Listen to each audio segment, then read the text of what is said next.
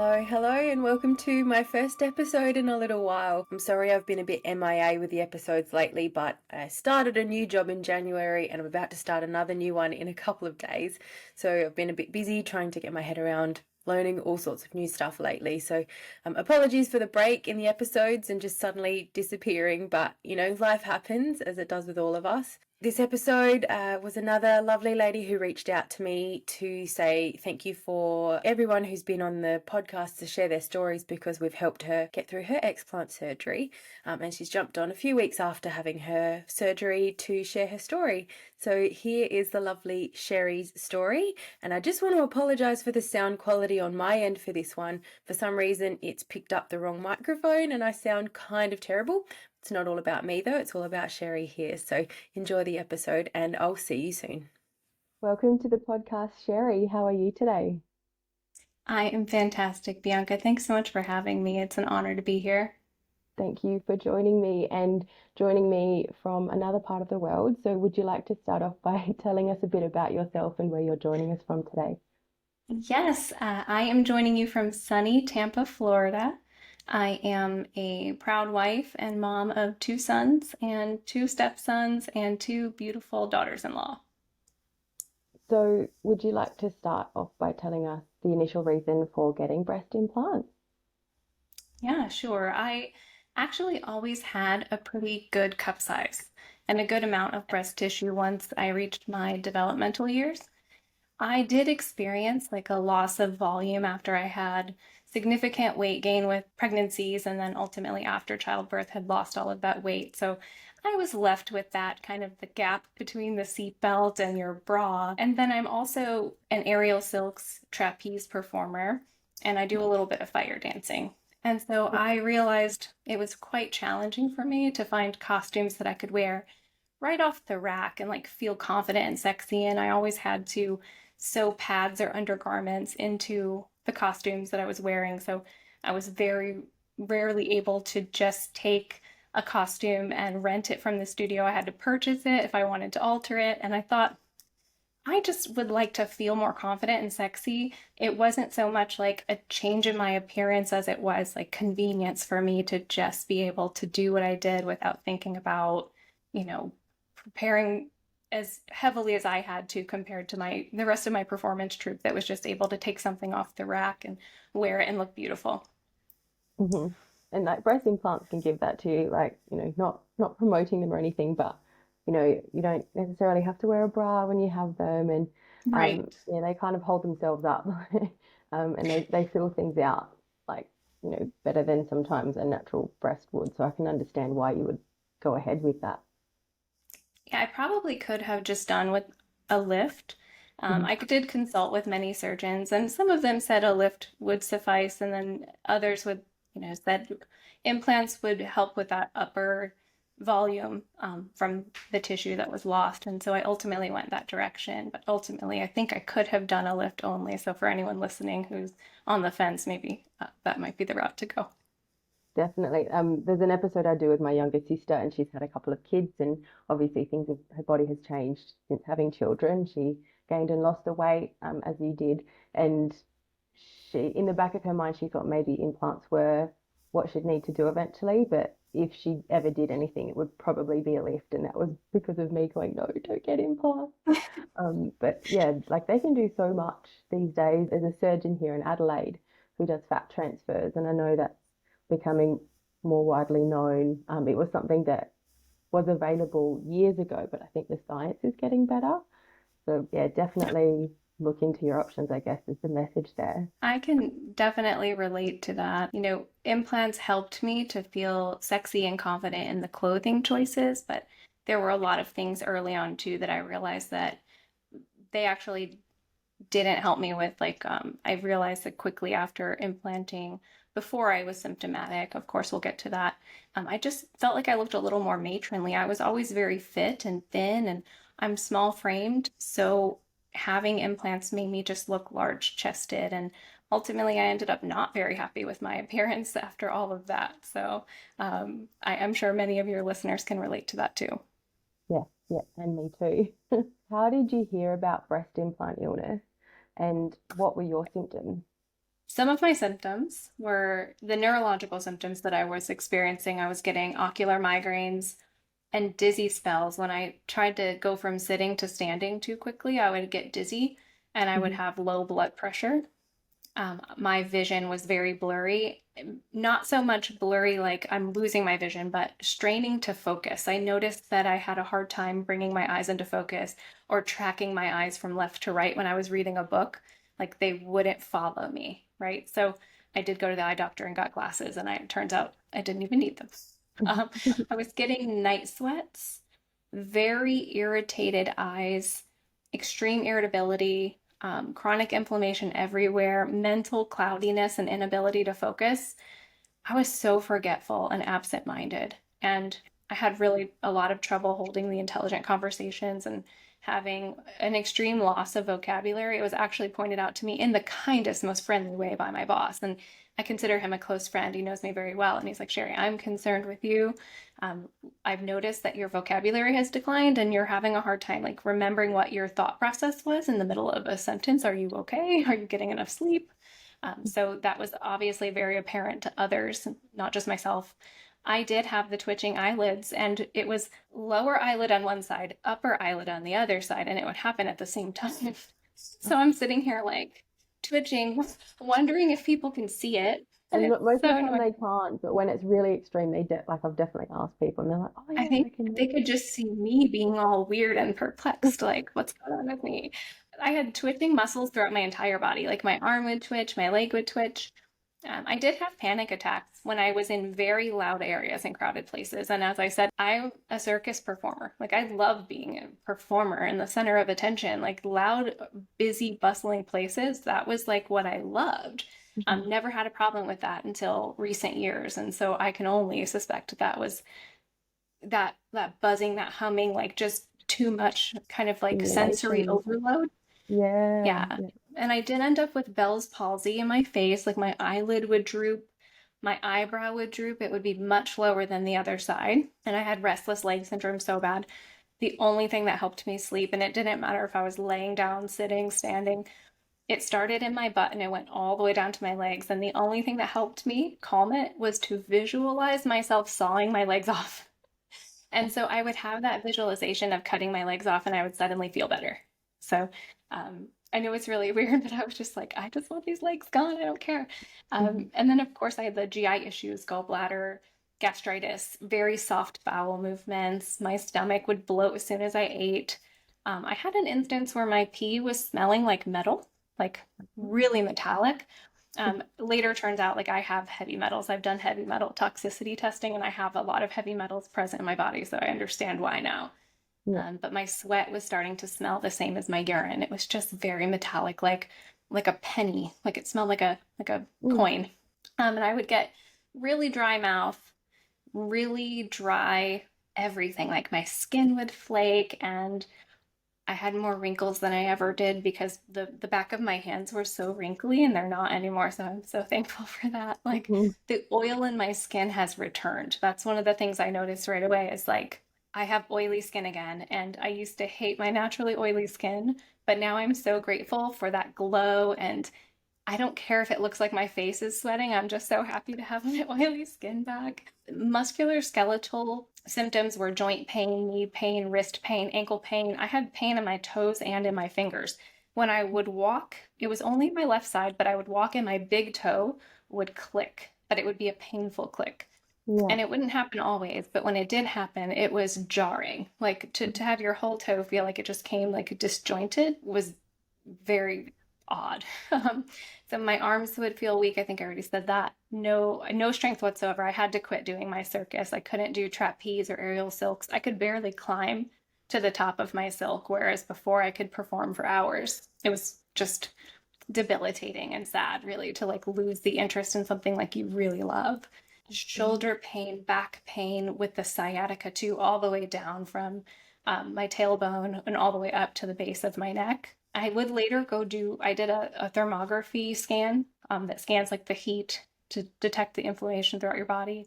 That was Yeah. one of the areas. My entire spine was very inflamed, all the muscles around it, my colon, my intestines. So there's a lot of connection there. I had trouble sleeping through the night, and I've never had trouble sleeping.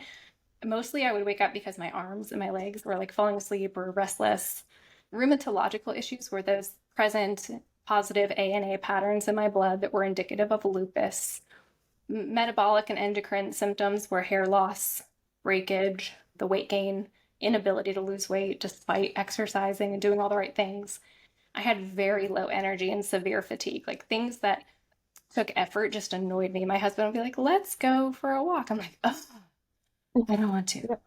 And I'm just thinking, like, who are you? Like, you love to do those things. And so just the general, like, not having enough energy to just do my regular daily functions was just so hard.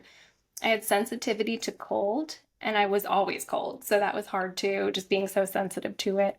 LDL cholesterol spike. So that goes back to gastro, and I didn't mention that earlier. My LDL cholesterol was very high, and I don't eat high cholesterol things. Like I very rarely would eat like red meat or eggs or things that would give me that LDL spike.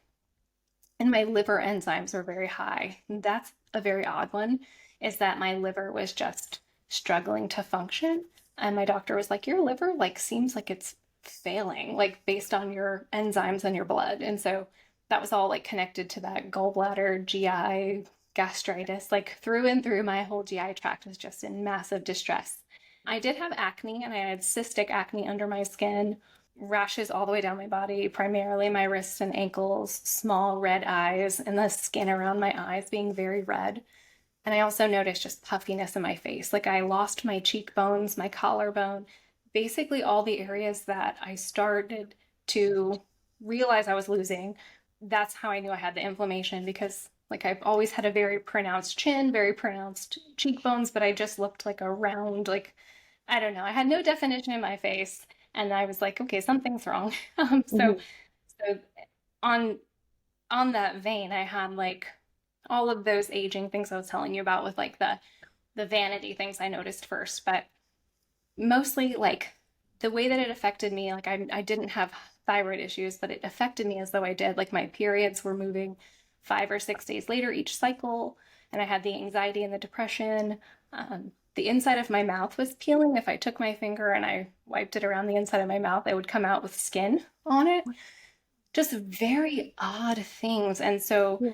I thought, like, if you think about a woman my age, I'm 39, experiencing like the loss of vision. People tell you when you hit 40 you're going to need glasses, and when you hit 40 you're going to have to start thinking about the fact that your metabolism is slowing and that your hormones are going out of whack and you might be losing testosterone. So like all of those things originally were just, I like, oh, I'm getting older, I'm reaching the age. And then I really thought about it. I'm like, I am still in my 30s. I'm not going through menopause. I should not look like an old person. I shouldn't feel like an old person. Like something's definitely wrong. We're pretty close in age, and they do say like once you've explanted, it's like it ages you backwards because like just the way you're feeling, and like I felt like I was, because I was 35, nearly 36 when I explanted, and I felt like I was an 80-year-old woman. So the physical feeling of feeling like my actual age again was amazing. But yeah, the skin on the back of the hands, I definitely took photos of that, and mine wasn't too bad before, but you can definitely see the difference now compared to before I had my implants taken out. Um, yeah, it makes such a difference to the body And to have them in there. you're so Sorry. beautiful, and you're glowing, and your skin is beautiful, and it's hard to imagine like feeling old when you look so young and vibrant. And so I'm glad you're feeling better, and I'm glad that happened for you. Thank you. And I had the oiliness as well. I'm a very oily person, and I didn't realize until it might have been someone else mentioning it, and I was like, oh, I haven't been oily in a very long time. And I remember saying to my mum when I was younger, oh, I hate my oily skin. Like, my makeup comes off by the end of the day. I'm like whinging about like, things aren't really that important. And Mum's like, Bianca, you age slower when you've got oily skin, like just be okay with it. I'm like, "No." And then yeah, when I woke up, I think it was within a few days of having the surgery, and while I was still in hospital, I noticed the oil like coming back through my forehead. I was like, oh. Yes. So yeah, pretty instant how that can happen. It was instantaneous for me too. It's nice to hear that you had that when you were in hospital, because I had that too. It was like the second day. I had the forehead and on the side of my nose where the places that your makeup would typically just fall off you. Mhm. I was noticing having to wipe that or blot that. I'm like, wait, I haven't had to do this in 4 years. Yeah. It's really nice. So, yeah, Yeah. I can Hold relate. on to that, guys. If you're listening to this, you haven't had implants, but you've got oily skin, like, it'll keep you looking young. Yes. I was suffering almost immediately and had no idea at the time. After getting implants, I began to gain weight. I gained 15 pounds in the first year. I guess that's about 7 kilos. And I continued to gain weight from there. The earliest things that I noticed were all of the changes to my appearance, like dry skin, wrinkly skin, small puffy eyes, things that were not necessarily like internal illness, but they were things that were affecting me, making me look older. And I was 35 at the time of having my implants, so I certainly wasn't at the age where I felt I should be aging as rapidly. And then by about 2.5 years in, I was experiencing illnesses that affected all of my body systems. The first to appear was like GI issues. And Mhm. then quickly after that was neurological issues. And I had an episode that sent me to the emergency room and resulted in a 5-day hospital stay. Wow, tell us about that. What happened? Yeah, so I woke up and I had some GI issues. Like I had been experiencing anytime I ate food, right away as soon as it hit my stomach, I would bloat. Like I looked pregnant and I would feel awful and I'd have to go straight to the bathroom. And that happened for about a week. And then I started to notice blood in my stool. And I told my husband, I think something is wrong. I might end up going to the hospital today. And I just tried to power through my day. And I was making my son a sandwich. And while I was making the sandwich, I could not remember how to finish making a sandwich. Like my brain could not decide to put the top bread on the bottom bread. So I called my husband and said, we have to go to the hospital now. And what did they find when you went into the hospital? They did every scan you can imagine, CT scan, MRIs, radiology, ultrasounds to try to find the disconnect between my mental cognitive abilities and some of the stuff that was going on in my GI system. And they didn't find anything definitive. So I ended up having to go through the colonoscopy prep and colonoscopy procedure, which is terrible. Hmm. And I also had an endoscopy at the same time. And they'd found like chronic gastritis, a lot of inflammation in my intestines, and thought it might be wise to remove my gallbladder. So Oh, I wow. wasn't convinced that the gallbladder removal was the route I wanted to go. I felt like it explained only part of what was going on and didn't really explain the neurological symptoms. So I'm not just going to go ripping out organs if I didn't feel that that was 100% what was wrong with me. And I ended up on stroke protocol. They actually put me in the neurological ward and came into my room every 2 hours, making me do the tests that they give stroke patients to see if I can identify simple like objects, Hmm. which was really strange because as soon as I was hospitalized, I was fine. Like I felt fine. So I couldn't explain that episode, but they were obviously concerned enough to keep me for 5 days. They did all the tests and couldn't find anything. And so sent me home with a surgery date for a gallbladder removal that I ended up not doing. Yeah, good move. I know we can survive without our gallbladder, but there's a lot of limitations that you have afterwards. One of my friend had hers, she had to have hers removed. So yeah, good choice there and not just going ahead with what they'd suggested because hopefully, Yeah. as we continue on through the episode, we'll sort of find out that you didn't need that by the sounds of it. Where was the sort of turning point where you found out that it would have been breast implant illness that was Yes, causing? back to that. Sorry. So I would go on to experience symptoms from head to toe that affected everything neurological, metabolical, wreaked havoc on my lymphatic system, muscular skeletal issues, endocrine issues, dermatological stuff like skin rashes and dry skin. You name it, I had it. 54 symptoms later, I just started to track my symptoms because they were not all like related to one system of my body. Mhm. They were head to toe. And so in the same time, I thought I can feel inflamed, like from the inside out, I feel a burning in my body. And I just wanted to reduce my inflammation while I tried to solve this issue. So I began tracking my food intake, my toxic burden, my sleep habits, my exercise. I even did like the mental toughness program, 75 hard. I'm not sure if you've heard of it, Oh but yes, I have heard people I talking about did 2 cycles of it. I thought maybe I just need to toughen up. Like maybe this is normal and I'm making a big deal of it. But it. after seeing several doctors and it had no answers and I didn't feel any better, I decided to, this is really funny. I took all 54 of my symptoms and I copy and pasted them into Google. And I know most people are like, you should never do that, but that actually saved my life. I'm convinced that saved my life. So the first thing that came up was Asia syndrome, ASIA, which is the autoimmune syndrome induced by adjuvants. And this is commonly caused by vaccinations, implanted medical devices such as surgical mesh.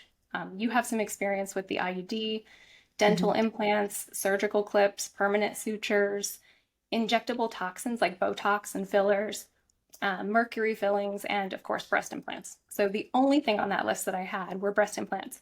So I decided to Google, can breast implants make you sick? And that's when I found that big Facebook group. I found a headline like the first search result on Google was breast implant illness. I read thousands of stories from women that were just as sick as me, if not more sick. And I just started to cry because I knew beyond a doubt that that was what was wrong with me. I was so relieved, actually. For 18 months, I thought I was dying. I thought I had some mysterious illness that was yet undiscovered. And knowing that it was something like my breast implants and it was fixable gave me so much relief. I was like, I am ready. Let's go get them out. I'm done. So let's fix this. There's that moment, like I definitely cried, and I think my moment of like that emotion came from like watching YouTube videos about people going through the same thing, and I was just like so upset for all of the people that go through this not knowing what's wrong with them, like as it obviously has for both of us and anyone I've had on the podcast. Like you sort of go ahead with this surgery assuming everything's going to be fine, and then you spend ages like just so unwell and thinking that some people sort of say that I feel like I was going crazy because of all of these things. And as you said before, all of the body systems are impacted, but then you're trying to do things to fix it. And like it just makes me so sad that there are people that are just like, giving up because they're like giving up hope because they're like, oh, tried everything. I don't know what's wrong with me. And without finding, the breast implant illness groups and, Googling the symptoms, like it would be so hard just to live that life going, oh, this is just me now. Like I've definitely done it. I sort of started bowing out of social things because I knew that that'd leave me too tired and, planning my weekend around if I went for a walk that was too long, I'd end up so like in so much pain for the rest of the weekend. So I've tried and not plan anything else. It's just um yeah, it's just really sad. I think that's why I was so upset, just because there's so many people that are living like this. That's just really not fair. I agree with you. And after discovering breast implant illness and listening to your podcast, actually, was one of the very first things that I found when I started to Google like outlets for it and just Oh people yeah. sharing stories because I wanted to hear more stories. I could not get enough. I was like, this is me, that one's me. Like each part of each woman's story related to me very closely and intimately. And I believe it was your guest Heidi Hmm. that just was planning her funeral. I was like, this is Yeah. so sad. But I could totally relate because I was like thinking to myself, if this doesn't get any better, like, should I prepare my family for the fact that I personally think I'm dying from the Mm. inside and I have no idea what's next? So I feel personally for those who actually do discover breast implant illness and then are powerless to fix it. I'm very fortunate that I could afford a surgery and that I could get it done. But there are many, many women out there who just can't take that step for their own health and have to suffer for a very long time as a result. So my heart aches for them. Definitely, it's an expensive surgery. I was lucky that mine wasn't, because I went back to my old surgeon. She's not someone who seems to need to charge a lot for her surgeries. Like my initial surgery to have my implants was covered under Medicare because mine was a deformity and we were correcting that deformity. I say that in quotation marks. I didn't pay a lot, but I know, here in Australia, surgeries can be 10,000 upwards, and that's just to have the explant, not, a lot of people do look at having the lifts done, have a look at the fat transfers. it's a lot of money. People are withdrawing their superannuation early over here to pay for their surgery. Yeah.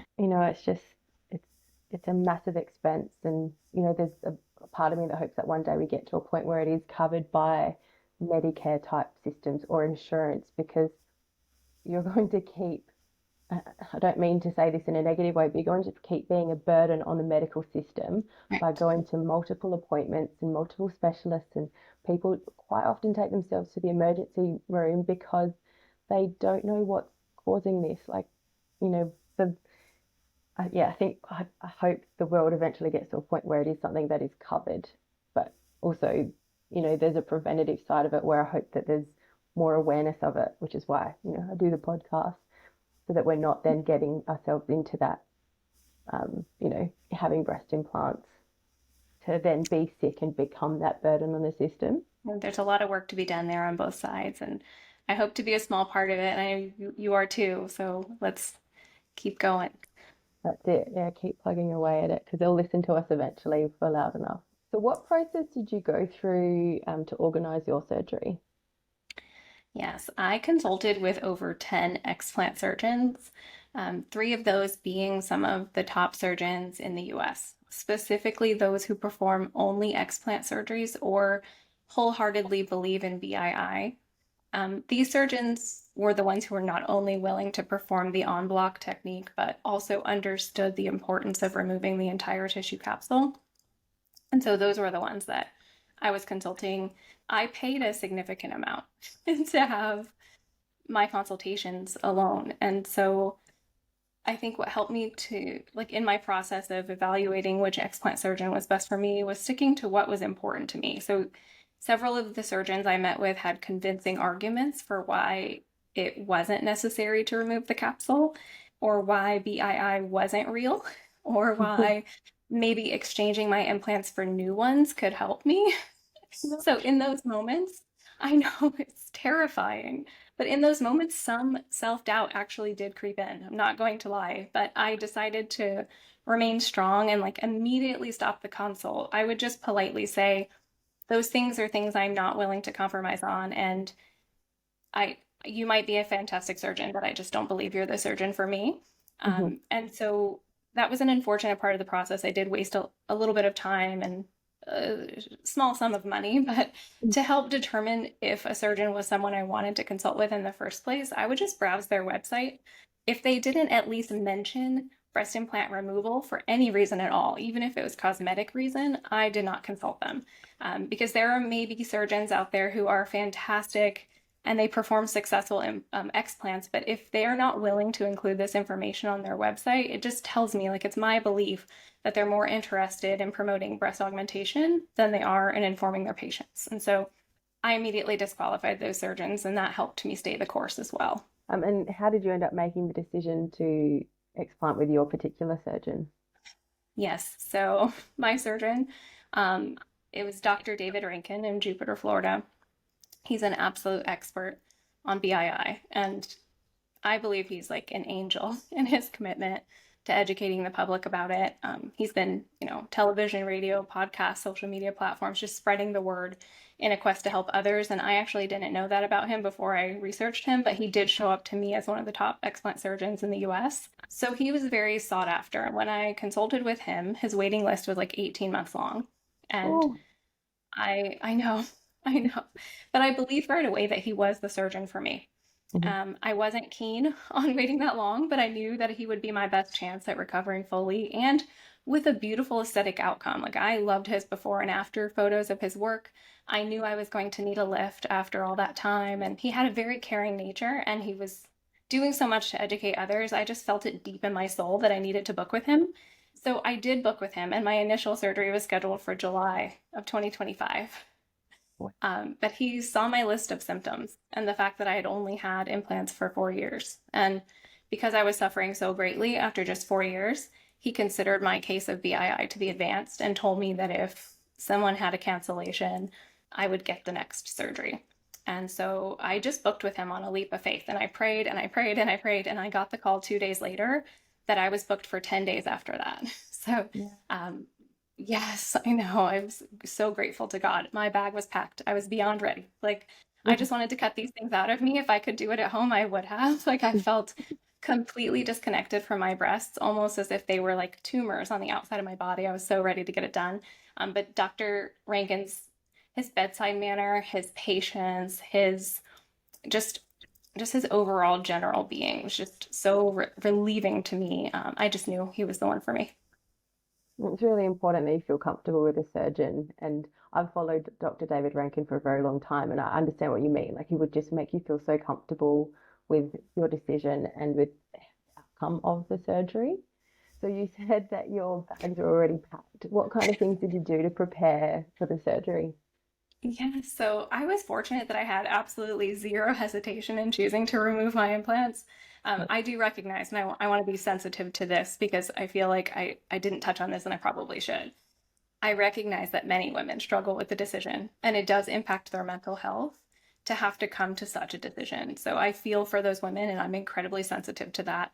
So when I say I was excited, I don't mean that in any way other than to say, like, that was my personal situation. I didn't have that struggle. Personally, you can take my beauty, but just don't mess with my brain, don't mess with my strength or my health. So I intend to live a good long life and I intend to be here for my sons and for my family. So for me, this decision was easy. So when I say I was excited to prepare, I was excited to prepare, like mentally prepare. I read the book Killer Breasts by Diane Kaiser, and that Mhm. helped me walk through like the proper protocol for and the timing for detoxification, because that's something I really knew that I wanted to do, especially because of all of my GI issues. There were other tips in there for keeping my symptoms at bay and avoiding flare ups of inflammation while I was waiting to explant. So that was super, super helpful to me. I also read the book Let Me Get This Off My Chest by Tara Hopko. That was a great book. It detailed her struggle with her physical appearance before implant all the way through explant, and I enjoyed it very much. And of course, I listened to every single episode of your podcast. My husband and I, we listened to, my husband listened to it too. It helped me to know I wasn't alone in the journey, and it helped my husband to see, like, to understand more about BII and to hear all the other women affected by it. And they would list off their symptoms, and he'd be like, "That's you. That's you. Oh my gosh, you have that. That's you." And so that helped us a lot. And then to physically prepare, I reorganized my closet and my dresser to have like all of my clothing within a T-Rex arm's reach. Yeah. And I did every piece of laundry in my house. I pre-made meals. I organized all my healthy snacks that could be like easy to grab and go. I worked ahead as much at my job. I'm a director of operations and marketing for a very fantastic real estate coaching company. We have a lot of clients in 23 states and in Canada. So I was like, I can't just take off work at the 10 days notice. So I did Mhm. as much as I could to like prepare the company for my absence. I just thought of anything I could do to make the first 2 weeks of recovery easy on my spouse, on my boss, and on myself. That It's so preparation really thoughtful of paid you off. to think of other people. Like, it's a big thing for us to go through, but that's beautiful of you to be thinking of your family and of your workplace. Like, I'm like in my normal personality, I'm like preparation level 1000. So yeah, for me, it was just like the way that I am. And I yeah, have to be like, I've heard another episode of your podcast where you're talking about how you and your partner complement each other and like one of you is prepared and the other one isn't. It's very much the life we live too. So I just knew I had to. And yeah. so I had to travel actually for about 4 hours to get my surgery done, and I had to stay in a hotel afterward for several days. So making sure that I thought about what to plan to bring with us to the hotel and also what to have once we got back home. That was well worth the effort. I would highly recommend it. Like think fully through every aspect of your surgery. That all of that information is going to help people. So thank you for that. Obviously, Dr. David Rankin is somebody who believes in BII, but was there anything specifically that he said when you were sort of talking about your symptoms? And then when did you end up explanting? Yes. So what he told me, and this is something that may help others that have been incorrectly diagnosed by their doctors or suspect that they may be suffering from one illness when it's really BII. I was listing off my symptoms to Dr. Rankin, and he mentioned to me that, and also his patient coordinator, they said the same thing, like perhaps you have low testosterone. And my primary care physician also considered maybe I had Hashimoto's. And I hear this a lot with women. And the way that Dr. Rankin and his entire team explained things to me in terms of like chronic inflammation that you have when you have like when your immune system's in fight or flight, basically, is you can have enough testosterone in your blood. Like, actually, my labs came back. I have perfect testosterone levels. My thyroid levels were perfect. I didn't have, it was like baseline textbook, like the best you can possibly get. You can have T3, T4, all the free floating testosterone in your blood, but if your cells are so chronically inflamed on the outside that testosterone cannot do its job and like enter the cell. So I was having symptoms of hypothyroidism, but I wasn't hypothyroid. So that was like something that he told me, like, I believe you're probably chronically dehydrated. I would right away start drinking coconut water. I would right away start eating things like watermelon, things that are very high in water. You're going to see that help a little bit with your inflammation. So just taking the time to understand my symptoms and like relate it to what he has seen really helped me too. Yeah, and I explanted on February 15th of this year, so that's 2024. I'm currently 5 weeks post-op and I'm feeling fantastic. I'm very happy with how things turned out and how things turned out aesthetically. I'm back to a full B or a small C, and I'm waiting for this fluffing fairy that everyone talks about, but I believe she'll come. And I get slightly discouraged when people are like, I'm 11 days post-op and the fluffing fairy made it here. And I'm just like, my time will come. So just do all the right things. But I do actually think already I look better than I can ever remember. Certainly as good as I did before I had children. When I That's woke amazing. up from surgery, I was super clear-headed. It was great. And I took a huge deep breath, like the first deep breath I could ever remember. And I Hmm. also one thing I noticed right after surgery is that the noise in my head stopped. Like, I hadn't realized I had noise in my head until I didn't have it anymore. And I'm trying to think, like, the best way to describe it is like buzzing or humming, like just this constant sound in the background. And I can only presume that it was from all the neural inflammation that I had been experiencing. And maybe being properly hydrated and having IV bags full of vitamins and minerals kind of contributed to helping with the chronic systemic dehydration and all that cellular inflammation. However, the noise has not returned, and my mind is like super clear now. Just things that I noticed right away. I know I want to talk a little bit about the symptoms that I don't have anymore, but the things like immediately when I woke up from surgery, it was just clear head, no noise. The world was just so wide open to me. Beautiful to hear. So did you want to talk through the symptoms that you're not experiencing anymore, the other ones you've just mentioned? Yes, so I'm a realist more than I'm an optimist. And I had seen countless women saying that they woke up from surgery being like 100,000% better. And then I had seen the women who said, I'm 1 year post-op and I still have most of my symptoms. And so I wanted to believe that I would be one of the ones that woke up feeling really good right away. But I prepared myself mentally for being one of the ones that had to ride the struggle bus for a little while. I'm happy to say that I feel generally good overall. So my headaches are gone completely. I haven't had a headache since before explanting. The migraines, like the ocular migraines, Hmm. my joint pain, my back pain, my neck pain, hip pain, all gone. My restless leg syndrome is gone. It had gotten so bad at one point that I couldn't walk. I lost my ability to walk for an entire day and a half just shortly before explanting, and so I haven't had that at all. And I can focus, like I can make it through an entire workday feeling mentally strong.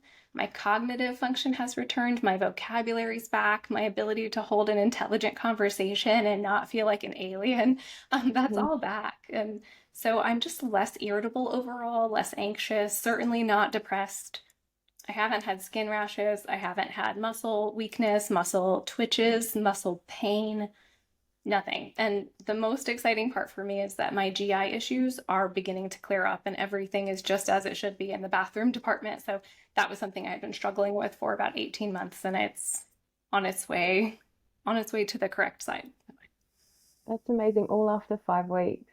And like it's I know. important that you sort of mentioned there, this, the GI issues are still on their way to getting back to being 100% because yeah, there will be people who are feeling amazing straight after the surgery, but there are some things that do take time. And Yes. there's all of that sort of, I guess, cellular regeneration. I'm not qualified to talk about that specifically, but those kind of things that would be slowly making their way back so that you are like eventually feeling well. So yeah, that's really awesome to hear. Yeah, I did change primary care physicians throughout the process of when I started feeling my symptoms to just before explanting. And my current primary doctor actually didn't even believe in BII. She didn't deny its existence, but like any traditional medicine doctor, they're trained to like only deal with facts and only deal with proof. And so I thought, well, it's a start that she doesn't completely discredit it. So let's just see if we can work together. And so when I discussed my list of symptoms with her, she had examined me on the beginning of February of this year. So like 2 weeks before implant or explant, sorry. It's the very first time I'd ever met her because I had switched from that one that wanted me to rip the gallbladder out. And Mm-hmm. she could tell that I was sick. She could tell, she saw my hair loss patterns. She saw that my eyebrows were thinning. She saw my skin color and my rashes, and that I was just generally in pain. And initially, she's the one who suspected Hashimoto's. She also just thought maybe like lupus or Sjogren's or one of the more common autoimmune disorders that women with BII are suspected to have. And so we ordered the full workup, the thyroid panel, the blood panel, stool specimens, brain MRI, diagnostic mammogram, a breast ultrasound to check for a rupture. She tested everything, and Mm-hmm. everything came back fine. I did have a little bit of a positive ANA pattern in my blood, which is like indicative of a autoimmune disorder similar to lupus, but I didn't have some of the things present that would diagnose me full blown. So we'd have to further test that. But she she gave me 3 weeks to complete all those tests. And then she told me, come back in 3 weeks and we'll evaluate them together. And then in that process, I got the call from Dr. Rankin, expedited my explant, had the explant, and then 5 days post op, met with her for my 3 week follow up. She couldn't believe it when she saw me. She didn't even know I had had surgery, and she was like, "Oh my goodness, you look fantastic." And I wasn't even wearing makeup that day. I wasn't wearing. I hadn't done my hair because I was like 5 days post op, and she's like, Yeah. "What Perfect. are you doing?" Yeah. And I told her about it, and now she fully believes that there is a connection. Fully believes there's a connection. So she told me she's committed to helping me. We're going to do another full blood panel at 3 months post op. She's actually gone as far as changing the question on her intake form for new patients and asking, do you currently have medically implanted devices? Wow. Which I think is phenomenal. Yeah. Yeah. She's Yeah, like on the crusade with me, and I'm super grateful for her help. So, that's really good. We need more doctors like that, please. Like yes. even Yes. like allied health professionals, like Mhm. physiotherapists, OTs, podiatrists, Yes. because the inflammation that breast implants cause can then cause the things that we're going to those allied health professionals about. So that's amazing. Like you've made a difference already, just by like I the evidence of you having the surgery and how well you look after having it. That's so good. She could just tell, like she could tell. And I have several health practitioners that are friends of mine. There's a naturopath here in my town. There's a wellness professional, and then I have a mental health professional that have all said we commit to adding that to our form. We see firsthand like how great you look, how you're feeling. One of the mental health professional actually met with me as a consult, and I was just a puddle of tears because I was like depressed and anxious and feeling so horrible and didn't know what was wrong with me. And then here I am just 5 weeks later, and I'm like, I have not a care in the world. I mean, I know that sounds a little frivolous, but like things are able to roll off my shoulders, whereas before they were not. Like Mhm. everything stressed me out. So he can see that too. And I just think if we can get more health professionals not to admit that BII is real, it's not you're not committing to that, but you're just asking, like you're asking about medically implanted devices. It's super important. Yeah, and you're asking about them in general, not just breast implants, because I have had surgical mesh after having a surgery to have my ovary removed. It had latched onto the outside of my bowel, and it's sort of around the time of that surgery that my hair loss was really bad. And I wonder whether, because I think it was dissolvable. I can't actually find much information at all on that particular kind of mesh, but there was one thing that said that it was dissolvable. But obviously, while that was happening, my body was really struggling with it. So yeah, any kind of medically implanted device can obviously have that impact on the immune system. So yeah, that's really a really important question for them to be adding. That's so good. What was the recovery like from the surgery for you? You did mention like you were preparing to have T-Rex arms. What was it all like for you? Yes, so I did have T-Rex arms. I was told not to use my arms, not to drive for 2 whole weeks. I did have drains for 6 days, and that process was okay. Like, it wasn't glamorous at all, and it was a bit tricky to shower and to measure the output and wonder if I'm like, if it's healing okay. But it was 6 days, but it's a distant memory now. It was a short, very short 6 days. By end of week 1, I felt like I could climb Mount Everest. I had so much energy. I wasn't in any pain. In fact, I never took pain medication at all in any of my recovery. My surgeon did offer me a nerve block that does last up to 72 hours. So I did opt for this, and I believe that it contributed to how well I felt overall without needing pain medication. But I was moving my arms and using my arms by 2.5 to 3 weeks post-op. And I still haven't tried to lift anything heavy. I love lifting weights. I love kickboxing and punching a bag, but I haven't done any of that. And I've only returned to walking so far. And I do a few miles, but I'm kind of like, I can't say nervous to return to exercise, but I know myself, and like the way that I exercise is really hard. Like I go all out, and I don't think I could like take a step back from exercise. So I'm just walking for now, but I'm looking forward to returning to like riding my stationary bike and doing more aerobic type exercises with weightlifting all after week 6. So I have like about a week and I'll start doing the weightlifting. But overall, my recovery was much smoother than getting my implants. So that alone just surprised me. It was so much easier this time around. That's really good. Now, yours was quite a unique case. Tell us about what Dr. Rankin found in your capsule.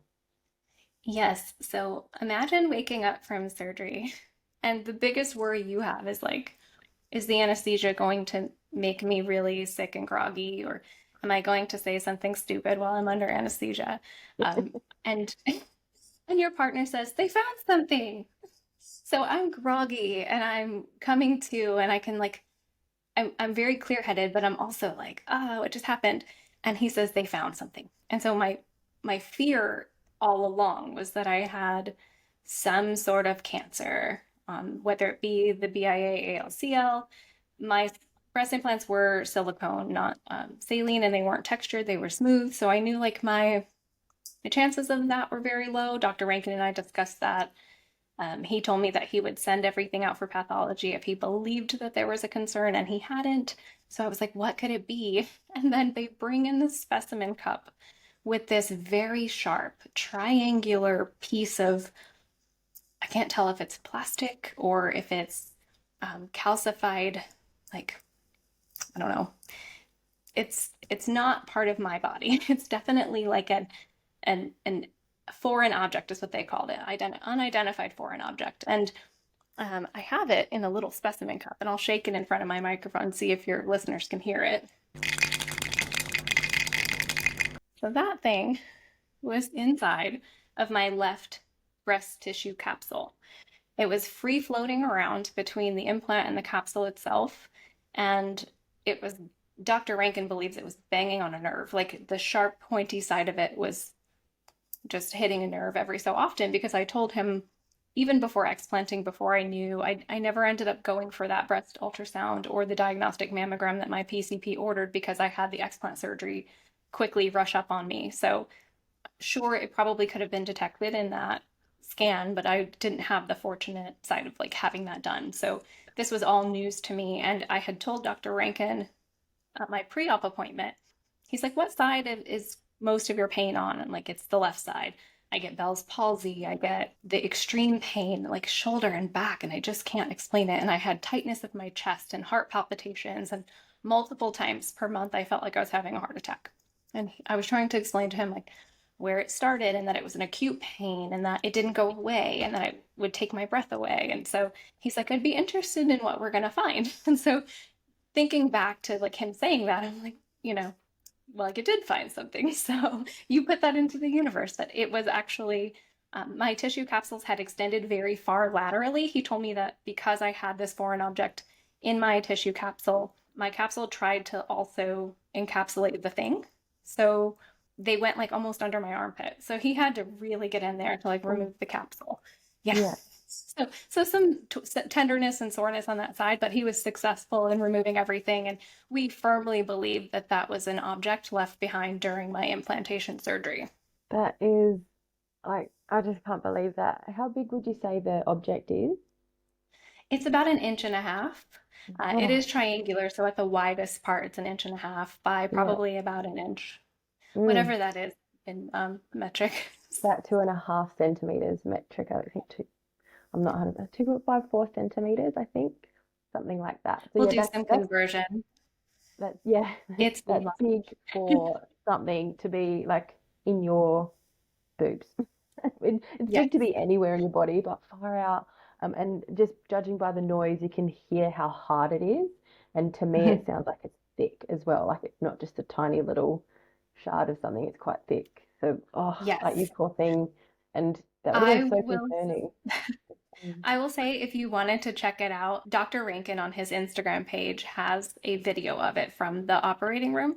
So he also has pictures of it in one of his posts. It would have been from February of 2024, but it is he's holding it and he had just found it in this video and he has like his surgical gloves on and he's flicking it back and forth to see like how thick it is and how it sounds and you can clearly hear it and see it while he's flicking it like how thick this thing really is. It's so Mhm. crazy.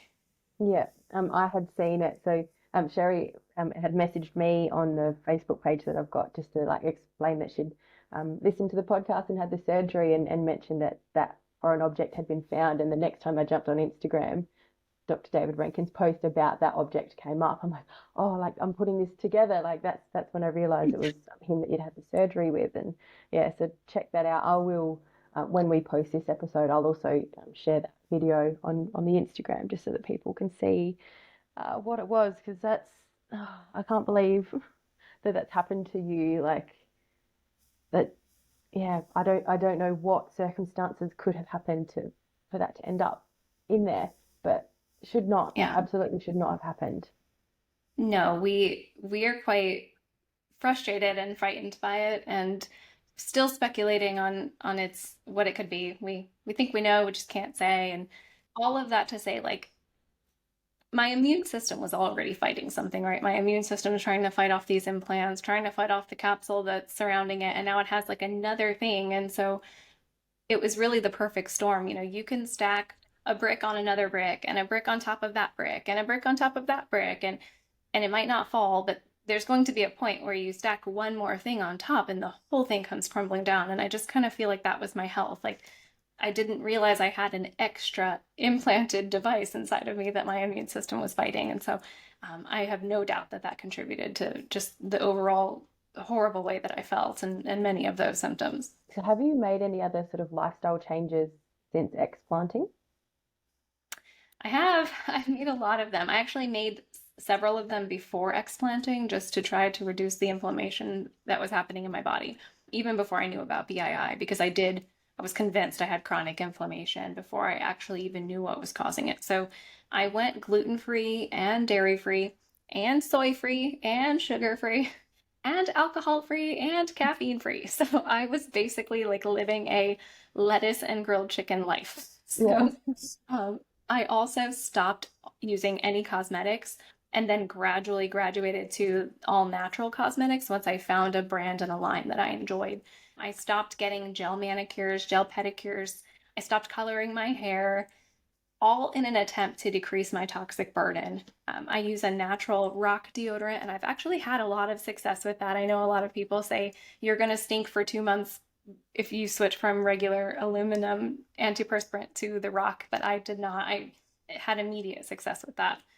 Happy to share the brand that I use with anyone who might be interested. But I also started using all natural cleaning products, like wherever possible shower soaps, shampoos, detergents, laundry, dish soaps. I drink distilled unfiltered water whenever possible. I even tried to like aim for 7 hours of sleep per night. some form of daily exercise every single day, even if it's just a walk or some yoga. And I try to do several quiet moments of mindfulness per day. So I realize we live in a very toxic world, especially in the United States. Like we're toxic. So it's less about like the pressure you put on yourself. Like I don't live in a bubble. It's moderation. There are some days where I have to drink out of a plastic bottle, or there are days where I can only drink tap water, and it's okay. As long as I do as much as I can to decrease my toxic burden, I still feel like I'm doing more for my body than I was if I'm just not paying attention to everything I'm putting in it or on it.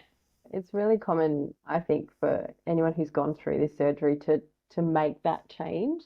I've done the same. I've sort of tried to move away from cleaning products with lots of chemicals in them. I do where I can use the natural stuff, I will. Sometimes you do need to jump in with some bleach if you've got a bit of mold happening in your bathroom. Like, that there is still that moment where you, yeah, occasionally need to use those things that we try to avoid, but it's balance. It's, yeah, you're sort of having less of a toxic load on your life if you're using that kind of stuff less frequently.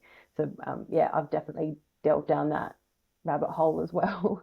And yeah, so many people I've spoken to have, and yeah, like I think we can't completely avoid, you walk outside and you inhale that kind of stuff anyway, just because there's, exhaust fumes from cars and that kind of thing. But if you can take those little steps where possible, then your body's going to thank you for it. Now, would you say that there's anything that you wish you knew about breast implants before having them? I certainly do. So when I got my implants, I knew about like the potential more common risks, right? I knew about rupture. I knew about capsular contracture. I knew that having implants could make detection of cancer a little more difficult, and that it probably would mean diagnostic mammograms and ultrasounds instead of regular traditional mammograms. Like I said, I was 35 when I got my implants. I had not yet even had to worry about a mammogram, so I'm thinking that's so far off in the future. The type of implants I had were the Mentor silicone memory gel, otherwise referred to as gummy bear implants. Mm-hmm. And because that silicone gel is more cohesive, if it were to rupture, my surgeon said it is believed that it would happen at a much slower rate and it wouldn't leak so quickly into my body cavities. So I really wasn't worried about rupture at all. I was told that that type of implant like really had a significant, really decreased rate of rupture. The things I didn't realize is that they aren't meant to last forever. My surgeon never told me this, Bianca. Never. In fact, the surgeons that I consulted for my breast augmentation, I probably met with 5 or 6 surgeons. I didn't know that it was recommended to replace them every 8 to 10 years. Mm-hmm. I did not realize I'd be signing up for a surgery that often. And I probably never would have explored that route because it's not something that I ever thought. So I was really surprised when I started listening to stories and like your podcast and saying like it's recommended. And then I did research and I'm like, wow, it is. He never said that. And then also at the time I was getting implants, there was older research about the connectivity between breast implants and autoimmune disorders just resurfacing from like the 90s and then again in the early 2000s. And all of the wording on this, like the stuff that was resurfacing on the surgeon side of the table was very vague, and it downplayed the significance of these studies just in general. Like many of the surgeons, including my own, never went over any of this with me, but I did find it buried in paperwork later, like the consent forms and the things that you sign. I found a random thing that said like immune symptoms, not immune disorders, immune symptoms. And the verbiage was like, in extremely rare cases, or patients claim that, or suspected disorders. It wasn't like cases reported, studies are shown and proven. It was all this like,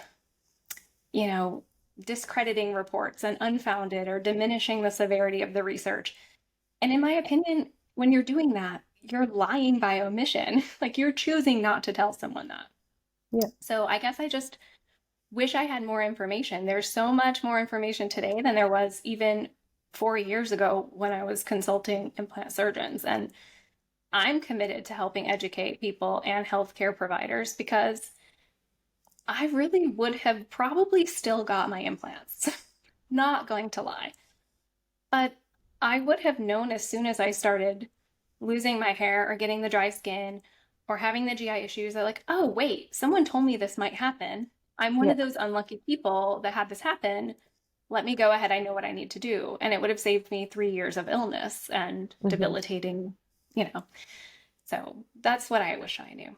I wish I knew how toxic breast implants really are. I innately know that silicone itself cannot be good to ingest or to eat or to come into direct contact with.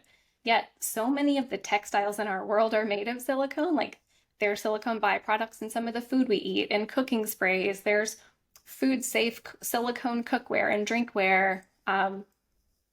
There's a lot of things that are made of silicone. And then it's reasonable to me that the average person, can become misguided about the dangers of breast implants because every type of breast implant, whether saline or silicone, is made of silicone. And saline implants do still have the silicone outer shell. So even though everything is deemed safe by the FDA or your regulatory there in Australia, there aren't enough studies to show how silicone can break down in our bodies, especially at our body temperature, over a prolonged period of time. And Hmm. that's also something that never occurred to me. I never thought, like, okay, the human body is a miraculous thing and it does a lot to protect itself. And is it just going to degrade these things over time? So I didn't even realize that silicone can leach into our bodies without the presence of a rupture. That was new to me. Just so on and so forth, things like that. I wish I had known. I hope for more strict mandates on surgeons practicing informed consent with their patients, but who knows how long it'll take to get us there. I just hope it's sooner rather than later. Did you know at the time of having your breast implants put in about the ban on silicone breast implants that happened in the US all those years ago? I did not. I Yeah. didn't. And you know what? I think that ban was 2019, and I had my implants in 2020.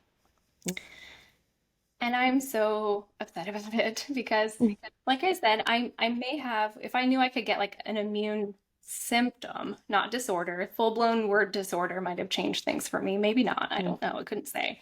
But if I knew I would start to get some symptoms, I probably still would have done it. If you told me these are banned, there's like a black box warning. It's the same as a surgeon general putting the black box on cigarettes. Like, these are bad for you. I would have walked away. Like, Mhm. drop it all, give me my $15,000 back, goodbye. But I just unfortunately did not know. Mhm. Yeah, and I've only found out because it's been months and months of putting it together, but I'm slowly putting together an episode on the history of breast implants, and that's how I found out about the ban on silicone implants in the US. And from what I remember, it's been a little while since I've been sort of putting that research together, but the sample size that they used when they were putting the case together to reintroduce silicone implants was not, it wasn't enough. It was quite a small like group of women that were being reviewed. And I think it was Amanda who I've had on the episode before, the holistic beauty coach. She had silicone implants put in after the ban was lifted, and she was told by the manufacturer that she would be reviewed regularly by them to check the durability and how she's feeling after the implants, and that follow up never happened.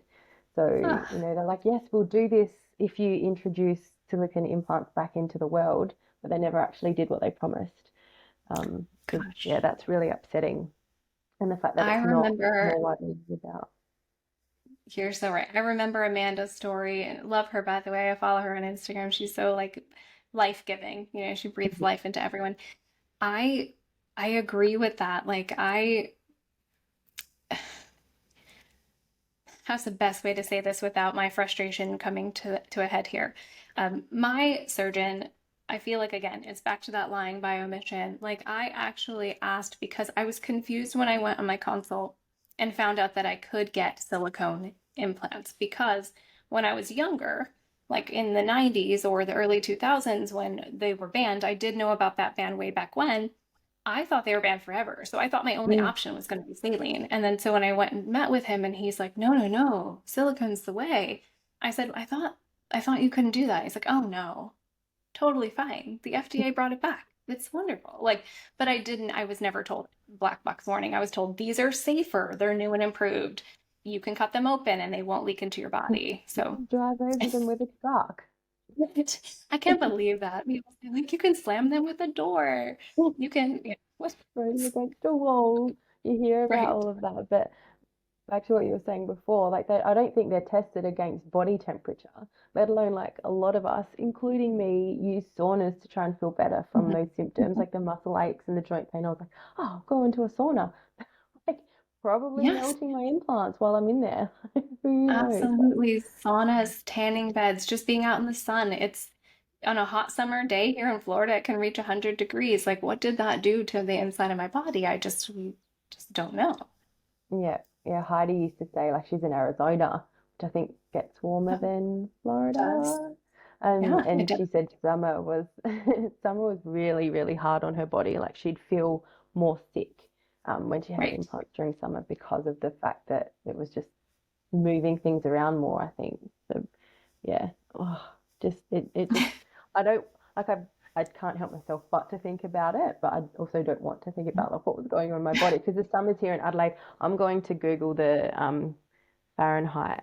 So the other day, it's reaching autumn Celsius, but we've sort of had like a summer has hit a bit later. So the other weekend it was 111 degrees at the Wow. start of autumn in Adelaide where I'm from. So like our summers can get to that sometimes for a whole week and just sit at that temperature. We don't get the And it's humidity where I live, but oh, like just imagine the horrible sure, like stuff. the the silicone gel and all the toxins and the heavy metals in there. It's like when you heat something, when you heat butter in a pan and it returns to its liquid state, I can only imagine that that's what everything inside of our bodies are doing. So Yeah, leaching and getting into our lymph nodes and finding silicone in the lymphs in your armpits, like that's very common for yeah. women, and I can only imagine that's why. Absolutely. And thank goodness for as gross as it is to look at, but thank goodness for the capsule because it's obviously our body's way of trying to protect us from that happening. Can't always happen. I don't know how soon it starts forming, but you know, your body's sort of doing everything it can to protect you. So I guess thanks. Even though they're Our really, bodies really, know. really Our smart. bodies know and our minds don't. That's true. That's so true. If there was one piece of advice that you could go back and give to yourself, like, in your early 30s before you were considering breast implants, what would you say? Yeah. I've heard you ask this before on your podcast, and I often think like, what would I tell myself? So, um, maybe not in my 30s, but in my earlier years, I realized how stubborn I was. I used to be a hard-headed, like, you can't tell me anything I don't already know type of person. But like I said, I wasn't terribly young when I got my breast implants. And looking back, I wish I had understood the deep connection between our mental health and our physical health. Like our minds and our bodies are so intricately linked. And it was something like I didn't fully understand at the time. Um, but I think if I were to tell myself at any age, something. It's life is a series of ups and downs, and there's going to be times where your clothes fit just right. And then there's going to be times where your pants are too tight. And you're going to have flattering swimsuits, and you're going to have swimsuits that aren't so flattering. And people will have opinions on your appearance and think you're extraordinarily beautiful, or people will see all of your imperfections and point them out as flaws.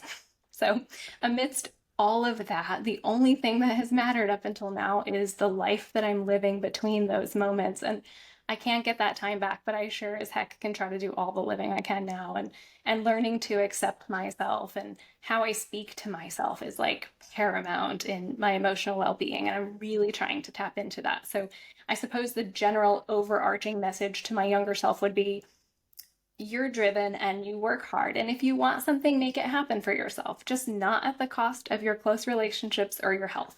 Protect those always. That's such a good message. Thank you. Yeah. So, one final question. Where can our listeners follow along with your story?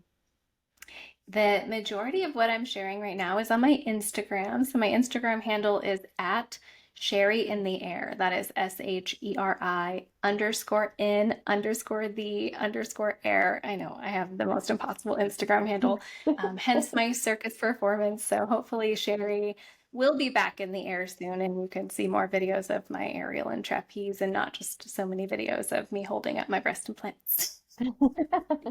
Beautiful. I'll tag you in the show notes of this episode and also on the Instagram. So, thank you so much for spending your Friday night with me, Yes. Saturday morning here in Adelaide. Really appreciate everything that you've shared today. You're going to be helping people, just purely by sharing your story and sharing on your Instagram as well. So yeah, it's been great to have you on the show, Sheri. It's been great to be here. I hope this story helps someone the same way that other stories of all the brave warrior women have helped me. So thanks for all you're doing. And you should actually start your podcast from now on with people in the US saying greetings from the future on your Saturday morning. Absolutely. I'll start that from the next one. Thanks, Sheri. Thank you.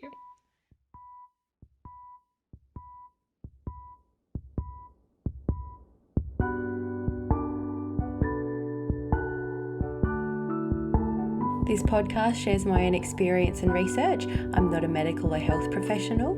You can find me on Instagram at CouldItBeII podcast. Thank you to my incredibly talented partner Jacob Tengdale for the intro and outro music. All recording, editing and artwork is done by me. Thank you for listening.